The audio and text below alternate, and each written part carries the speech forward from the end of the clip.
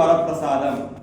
இதை விளையாட்டு போக்குல நீங்க எடுத்தீங்கன்னா அதே போக்குல மட்டும் தான் இதோடைய அவுட்புட் உங்களுக்கு இருக்கு. ஸோ அதனால தான் இன்னைக்கு நம்ம டைமண்ட் வராரு, மாசம் 75 லட்ச ரூபாய் இன்கம் எடுக்கிற டைமண்ட் வராரு.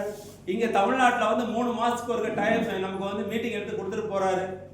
அது எத்தனை பேர் இருந்தாலும் வந்து எடுத்து பண்ணி கொடுத்துருக்கிறாரு. ஏன் அப்படின்னா நம்ம தமிழ்நாட்டில் நம்ம எல்லாருக்குமே டைமண்ட் ஆகக்கூடிய வாய்ப்பு இருக்கிறதுனால தான் டைமண்ட் இங்கே வந்து நம்மளை 3 மாசத்துக்கு ஒருக்க வந்து பார்க்குறோம். நம்ம தமிழ்நாட்டில் ஒவ்வொருத்தருமே டைமண்ட் ஆகக்கூடிய பொட்டன்ஷியல் இருக்கிற ஒரு ஏரியா நம்ம இருக்கிறோம்.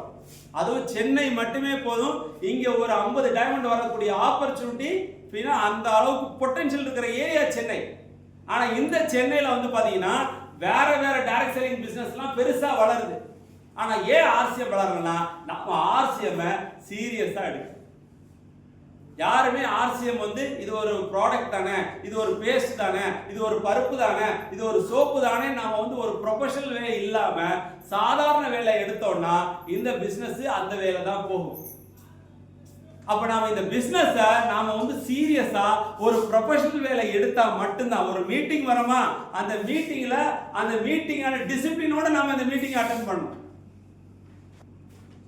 3 மணிக்கு வரோம், 3:15 வரனா கூட 3:15 அதுக்கு என்ன டிசிப்ளின், அந்த ப்ரொஃபஷனல் என்ன, அந்த ப்ரொஃபஷனலோட வந்து இந்த பிசினஸ்ல உட்கார்ந்தா மட்டும்தான் உங்களுக்கு அவுட்புட் வரும். உங்க கூட ஒரு டீம் லீடரை கூட்டு வரீங்கன்னா அந்த லீடர் எப்படி பிஹேவ் பண்ணுவார்னா நீங்க என்ன பண்றீங்களோ அதை பார்த்து தான் பிஹேவ் பண்ணுவாரு. அதுதான் டூப்ளிகேஷன் இந்த பிசினஸ்.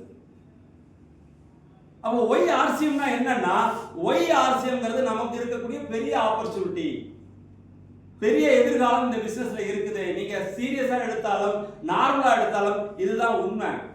இன்னும் எதிர்காலத்துல இதை விட மிகப்பெரிய அளவுல பல ஷோரூம் வரக்கூடிய ஒரு ஆப்பர்ச்சுனிட்டி ஆர்சிஎம் பிசினஸ் நமக்கு கொடுக்க போகுது. அது நம்ம கையில இருக்காங்கிறத கேள்வி.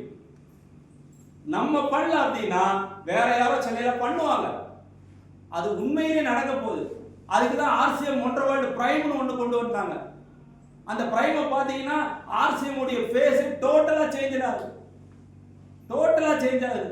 இது மாதிரி நார்மல் கிடையாது, எக்ஸ்ட்ரானரியா இருக்கு ஆர்சிஎம் ஒன்றரை பிரைம். அந்த மாதிரி ஒரு ஷோரூம் சென்னையில 10 வரும், வரப்போகுது. ஆனா அது யார் டீம்ல வரப்போகுது? அப்ப அதுக்கான ப்ரொஃபஷனலா நம்ம இருக்கோமா?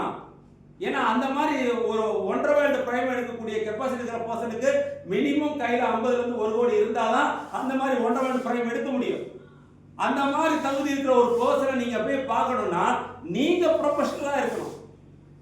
நீங்க அதுக்கான வேலை நீங்க இருக்கணும். ஆர்சிஎம் பிசினஸ் நீங்க அந்த ப்ரொஃபஷனலோட எடுத்து பண்ணா மட்டும்தான் ஆர்சிஎம் பிசினஸ் உங்க கூட பெரிய பெரிய ஆளுங்களை கொண்டு வரதுக்கான வாய்ப்பை உருவாக்கி கொடுக்கும். அதை நாம முதல்ல தெரிஞ்சுக்கணும்.